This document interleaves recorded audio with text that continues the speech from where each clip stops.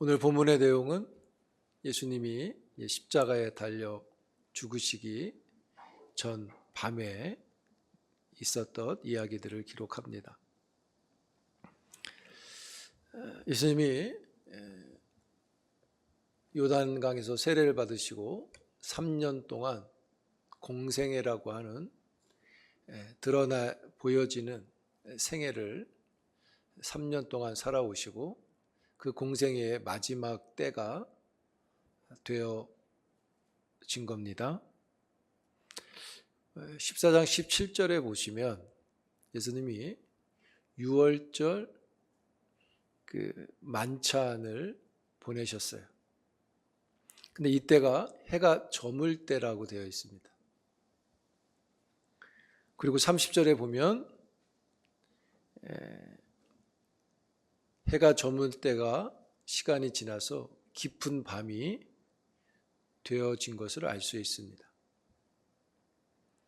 예수님이 깊은 밤에, 순환의 깊은 밤으로 나아가시는 거예요. 예수님은 순환의 깊은 밤에 겟세마네 동산에서 기도하십니다.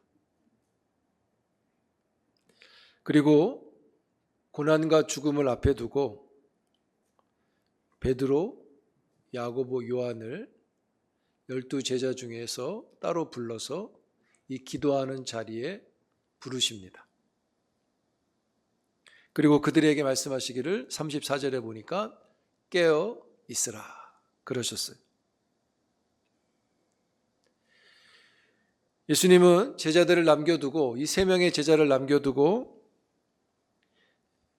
앞으로 나가서 홀로 땅에 엎드려 기도를 하세요.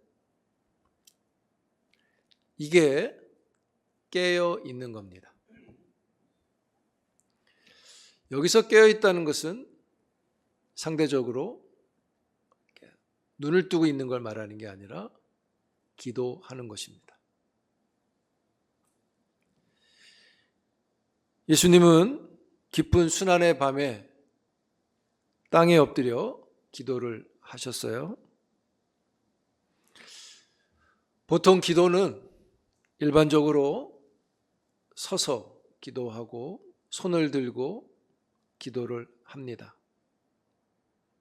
그러나 아주 특별한 고뇌에 빠져 있을 때, 감당할 수 없는 일에 있을 때 얼굴을 땅에 대고, 즉 엎드려 기도하는 일들이 있게 됩니다. 대표적으로 사무엘하 12장에 보면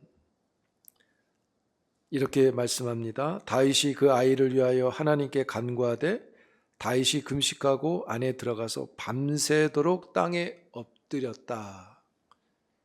밤새도록 땅에 엎드려 기도한 겁니다. 그 이유가 뭐냐면 다윗이 밧세바의 죄로 인해서 하나님이 다윗이 낳은 아이를 치세요. 다윗이 그로 인해서 밤새 기도하는 거예요. 그런데 서서 하지 않고 엎드려 얼굴을 땅에 대고 합니다. 그만큼 큰 고뇌, 아픔이 있는 거예요. 자기 때문에, 자기 자녀가 죽기 때문이에요. 땅에 엎드려 기도했는데도 불구하고 그 아이는 7일 만에 죽습니다. 예수님은 지금 특별한 고뇌에 계신 거예요. 그래서 엎드려 기도하시는 겁니다. 마가는 예수님의 이 특별한 고뇌를 이렇게 말해요. 33절에 보면 심히 놀라고 슬퍼했다 말해요. 여기 놀랬다, 슬퍼했다 이 뜻은 괴로운 걸 말하고 큰 고민을 가리킵니다. 이 단어는 큰 고통이 함축되어지고 집약되어진 단어예요. 그래서 아무 곳에서나 이 단어를 쓰지 않습니다. 신약 성경에 아주 드물게 나오는 단어예요. 마가복음에서는 딱 여기 한 번 나오고 복음서 마태, 빌립보서, 또 이 슬프단 단어가 마가복음에 한 번 더 해서 3번 나옵니다. 그래서 이 단어를 이 문맥 안에서 보면 그런 의미가 되는 거예요. 힘들다가 아니라 죽을 정도로 절망스러움을 말합니다. 지금 예수님이 아주 극한 영적인 고통에 휩싸여 계신 거예요. 이 예수님의 고뇌는 시편에 나오는 그 많은 애통도 비교되지 않고요. 자기 아들을 바치면서 찢어지는 아브라함의 그 고뇌도 비교되지 않아요. 더욱이 아들 압살롬의 죽음에 다윗이 겪는 비통함도 견딜 수 없는 고통과 슬픔입니다. 여러분, 이렇게 고통스럽고 아픔이 있을 때 우리에게 필요한 건 엎드려 기도하는 겁니다. 여러분, 고통스러울 때 엎드려 기도할 수 있기를 바라요. 서서 하지 말고 엎드려서 기도하세요. 바로 그 엎드린 기도에 하나님의 자비가 나타나는 겁니다. 예수님의 기도를 보면 36절에 아버지를 향해서 그 아버지의 마음을 좀 바꿔주세요, 이렇게 기도하죠. 어찌 보면 약간 반항적인 것 같이도 보이겠지만 아버지의 마음을 바꿔주세요라고 하는 이 기도에는 오히려 하나님을 전적으로 신뢰하는 마음이 담겨 있습니다. 그 신뢰적인 마음이, 그 관계가 무엇으로 확인이 되냐면 예수님이 하나님을 향하여 아빠, 아버지라고 하는 호칭 속에서 확인이 됩니다. 여러분, 당시 유대 사회에서는 하나님의 이름을 이렇게 부르는 것을 불경스러워했어요. 함부로 부르지 않습니다. 함부로 쓰지도 않습니다. 하나님의 이름이 나오면 성경을 읽다가도 아도나이라고 하는 이름으로 대신해서 읽어야 했어요. 그런데 예수님은 지금 하나님의 이름을 부르고 있습니다. 그래서 이 이름을 부름 속에 예수님이 하나님을 신뢰하고 있음을 보여주는 거예요. 그리고 이 호칭을 오늘 예수를 믿는 우리들에게도 허락해 주셨습니다. 그래서 여러분, 우리가 기도할 때 아버지 이런 표현 많이 쓰죠. 많이 쓰세요. 이건 큰 특권입니다. 그런데 제자들은 그렇지가 않아요. 순환의 죽음 앞에서 예수의 십자가 앞에 두고 아주 그 큰 고뇌를 갖고 기도하시는 예수님 계신데 제자들은 깨어 있으라 하는 그 충고에도 불구하고 오히려 잠을 잡니다. 눈을 뜨고 있는 게 아니라 그랬어요. 깨어 있는 게 뭐 하는 거라 그랬어요? 기도하는 거라 그랬는데 눈은 뜨지도 못하고 오히려 눈을 감고 잡니다. 여러분, 여기 성경에 보면 피곤하다 그랬어요. 피곤하면 눈이 감깁니다. 그런데요, 그것 또한 위기 앞에서는 허락되지 않는 거예요. 여러분, 위기가 올 때는 깨어 있어야 하는 거예요. 아무리 피곤해도 위기가 올 때에는 깨어 있어야 하는 거예요. 제자들은 위기 앞에서 잠을 자는 거예요. 그래서 그 일이 시험이 되어집니다.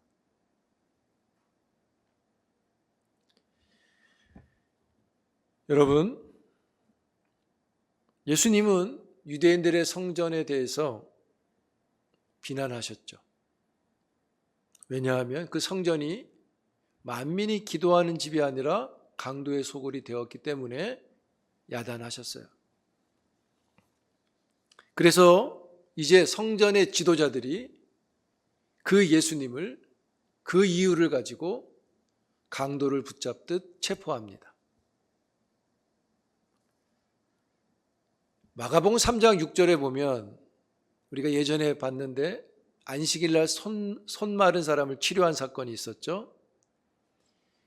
이때 어떤 말씀이 붙어 있냐면 사람들이 안식일에 손 마른 자를 치료하신 예수를 이때부터 죽이기를 시작합니다. 죽이고자 했다고 기록해요.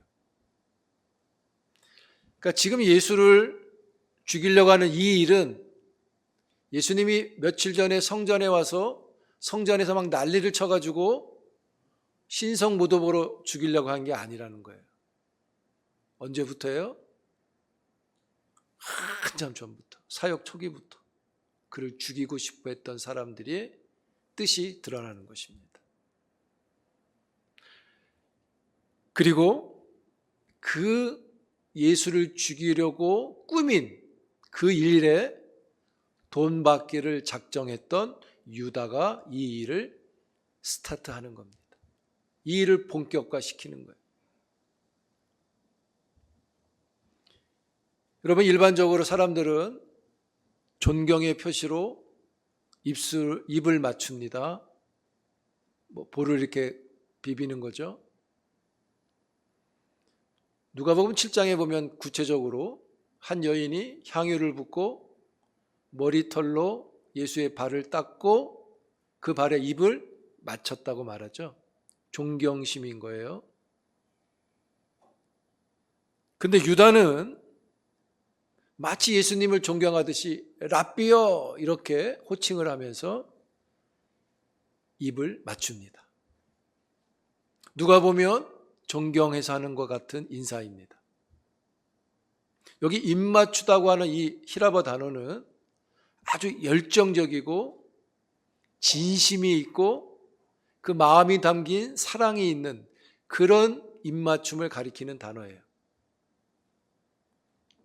이 단어가 어디에 쓰였냐면 누가복음 16장에 보시면 돌아온 탕자가 있어요. 아들이 돌아왔을 때 아버지가 달려나가서 그를 껴안고 입 맞췄다 할 때 이 단어가 사용됩니다. 사랑하는 마음으로 한 거죠. 또 이 단어가 어디에 쓰였냐면 사도행전 20장에 보면 에베소 장로들이 바울이 에베소를 떠날 때 그를 껴안고 입 맞출 때 이 단어가 사용됩니다. 진심으로 하는 인사였던 거죠. 그런데 유다는 이 진심이 있는 이 입맞춤이라는 이 행위를 자기의 배반을 철저히 숨기기 위해서 위선적으로 입을 맞춘 거죠. 이건 아주 무례한 거짓인 거예요. 결국 예수님은 입 맞춘 그 사인으로 체포되어 잡혀갑니다. 그리고 산헤드린 공회원 70명이 그 밤에 예수를 신문하려고 대제사장 가야바의 집으로 모여듭니다. 여러분, 여기에는 하자가 많은데요. 당시 재판은 산헤드린의 공회의 재판은 보통 월요일, 목요일에 했다 그래요. 그리고 이 재판은 큰 축제와 같은 절기가 있으면 열리지 않았답니다. 왜? 그 절기를 지켜야 되니까. 그리고 혹 급한 일이라 밤에 재판이 열리면 열릴 수 있겠죠? 밤에 재판이 열려도 그 밤에는 사형을 하지 않는, 즉 사형을 언도할 수 없답니다. 그 밤이라고 하는 특수함의 불리함을 갖도록 못하게 하는 거예요. 더 많은 사람들 앞 서게 하는 거죠. 그런데 예수님의 재판은 이 모든 절차를 무시하죠. 예수님의 재판은 대축제일인 6월절에 행해지고요. 사형을 언도하기 위해서 밤에 공개적인 장소도 아닌 대제사장의 집에서 은밀히 이루어집니다.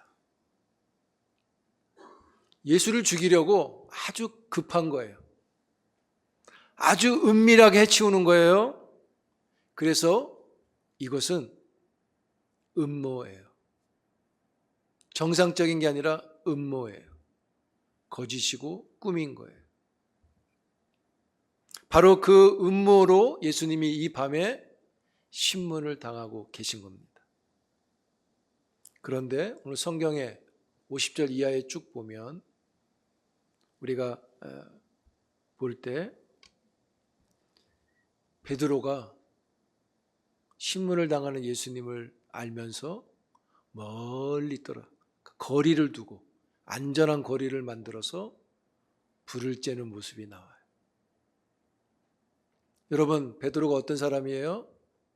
예수를 향해서 뭐라 그랬었어요? 나는 남들은 다 당신을 버려도 나는 당신을 버리지 않겠다고 말한 사람이잖아요. 그런데 정반대의 사람이 됐어요. 여러분, 이렇게 멀리 떨어져서 불을 쬐고 있는 이 베드로의 모습을 깊이 생각해 봐야 합니다. 우리는 어떤가? 어쨌든 공회원들은 이 밤에 거짓 증인을 세워요. 예수가 성전을 3일 만에 짓는다고 말했다고 고발을 해요.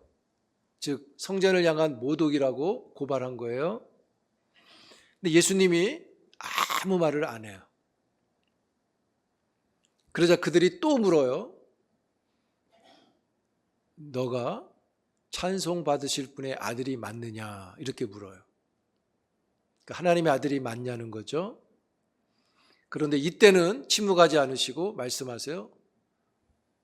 하나님의 아들이 맞다 이렇게 말씀하세요. 여러분, 이 말을 공회원들이 듣자마자 하나님의 아들이 맞다 그러니까 공회원들이 옷을 찢었다고 성경은 말합니다. 왜 옷을 찢는 거예요? 예수가 하나님을 모독했기 때문에 자기들의 의가 분노를 갖는다는 뜻으로 옷을 찢는 거예요. 즉 경건한 척하는 거죠.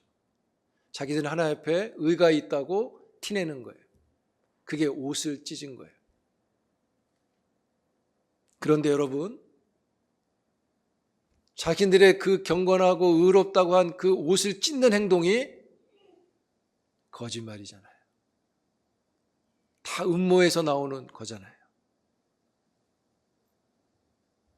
오히려 본인들이 하나님을 모독하는 짓을 합니다. 그리고 이 일로 인해서 예수는 만장일치로 사형에 처하게 됩니다. 근데 이때는 예수님이 또 침묵하세요. 모욕을 당하시면서도 음모를 당하시면서도 사형을 결정해도 침묵하세요. 왜 침묵하시는 걸까요? 우리가 읽었던 본문의 13장 32절 이후에 쭉 나오는 내용대로 이 순환의 죽음을 통해서 사람들을 죄에서 구원하는 것이 하나님의 뜻이라는 것을 알고 계시기 때문입니다. 여러분, 그래서 진실은 침묵합니다. 그런데 드러나요. 또 거짓은 옷을 찢어요. 그런데 역시 드러납니다.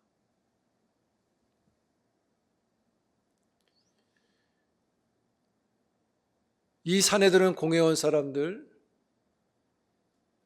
유다, 더 나아가선 베드로도 이 순환의 밤에, 깊은 밤에 예수를 향해서 침묵하였으면 좋았을 것을 시끄러운 사람들이 되어졌어요. 베드로가 예수를 향해서 시끄러워요. 뭐라 그럽니까? 너가 그 사람이냐? 그러니까 난 저분을 모른다. 나중엔 저주하면서까지 예수를 부인하죠. 오히려 이때 베드로가 좀 침묵했다면 어땠을까? 그가 깨어 기도했다면 이때 어땠을까? 그런 생각이 들어요. 여러분, 베드로는요, 예수님이 깨어 있으라고 하신 그 말씀을 돌짝밭으로 받은 거예요. 자기가 좋을 때는 절대 버리지 않겠다고 막 기쁨으로 반응했지만 자기가 힘들고 불리할 때는 쓰러지고 마는 거예요. 말씀을 돌짝밭으로 받아서 그래요. 그가 정말 깨어 있었다면 어땠을까라는 마음이 드는 거예요. 그래서 여러분, 우리가 깨어 기도하고 엎드려 기도하는 일들이 우리에게 지금보다 더 많다면 우리의 인생은 또 어떻게 됐을까요? 그런 생각도 해보게 돼요. 내가 열심히 기도하고 있지만 더 진심을 갖고 더 마음을 갖고 엎드리고 또 엎드렸다면 우리의 영혼과 신앙은 어땠을까? 여러분, 예수를 향해서 시끄러운 자가 아니라 조용히 엎드려 기도하는 우리 모두가 되기를 축복합니다. 지금 그 깊은 순환의 길에 여러 사람들이 나오는데 이 사람들을 향해서 주신 말씀이 또 오늘 우리에게 주시는 말씀이 바로 이거예요. 이게 마가복음의 핵심이라고 그랬어요. 제가 한번 찾아보겠습니다. 마가복음 8장 38절입니다.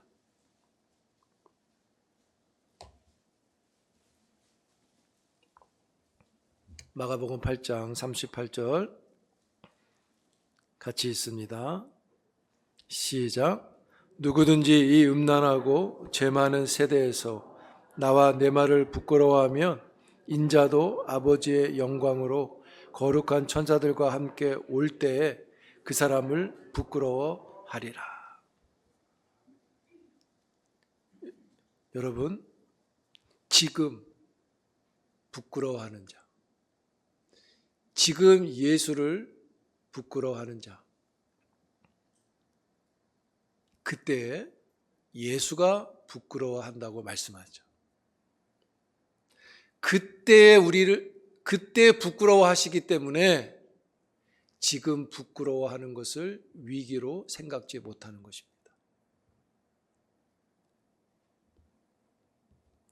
여러분, 음란하고 죄 많은 세대에서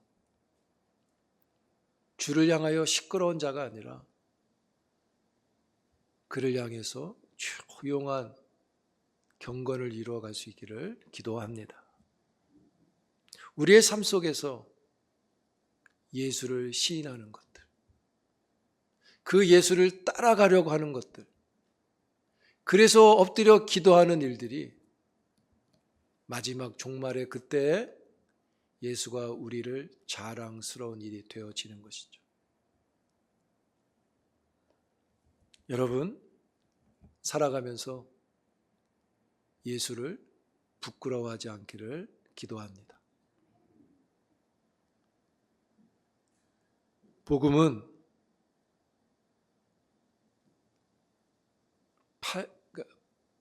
복음을 우리가 돈을 받기 위해서 팔지 않길 바라요. 복음이 두려워서 멀리 떨어져 있지 않기를 바라요. 예수님이 뭐라 그러셨어요? 그들을 부르셔서 나와 함께 하자 그러셨잖아요. 나와 함께 하기 위해서 깨어 있으라 하셨잖아요. 여러분, 우리가 살아가면서 어려움들을 만나잖아요. 그 어려움을 만날 때 육신이 약하여 잠을 자거나 그 육신이 약해서 엎드려 기도하거나 선택해야 합니다. 그런데 하나님은 우리에게 감당 못할 시험을 주시지 않는다고 했어요. 이길 수 있다는 거죠. 누가 이겨요?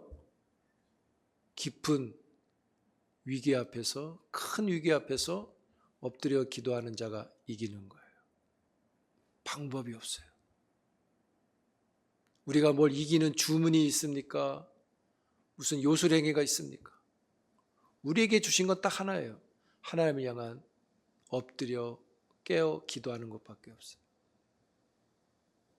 그런데 우리가 기도에 약해져요. 우리가 기도하는 일을 힘들어해요. 우리가 기도하지 않아도 되는 것들에 익숙해져 가요. 여러분, 기도하는 일이 시험을 이깁니다. 기도하는 일이 예수와 가까이 가는 것이 되고요. 기도하는 일들이 돈으로 대신하지 않도록 힘을 준단 말이에요. 이 깊은 밤의 소망은 예수와 함께 하는 것입니다. 사랑하는 성도 여러분, 그 길에서 이 순환의 깊은 밤에 깨어있으라 하신 주의 말씀, 나와 함께 하자고 하신 그 말씀이 우리에게 돌짝밭이 되지 않기를 바랍니다. 이 말씀이 여러분들에게 좋은 밭이 되어서 열매를 맺길 바라요. 종말의 그때 자랑을 얻게 될 것입니다. 여러분, 깊은 밤에 우리의 선택이 예수와 함께하는 선택이 되기를 더욱 엎드려 기도하는 우리 모두가 되기를 축복합니다. 기도합니다. 하나님, 주의 그 마지막 길에 돈 때문에, 두려움 때문에, 또 자신들의 자리 때문에 시끄러운 사람들을 봅니다. 우리가 더욱 주를 향하여 조용함, 경건을 이루게 하시고 주를 향하여 엎드려 기도하며 그 길에 함께하는 끝까지 남는 주의 종들이 되게 하옵소서. 나와 함께 하자 부르신 그 음성이 우리에게 좋은 밭이 되기를 원하오니 열매를 맺는 종들이 되게 하옵소서. 기도하게 하시고 또 기도하게 하시고 또 기도하게 하옵소서. 예수님의 이름으로 기도합니다.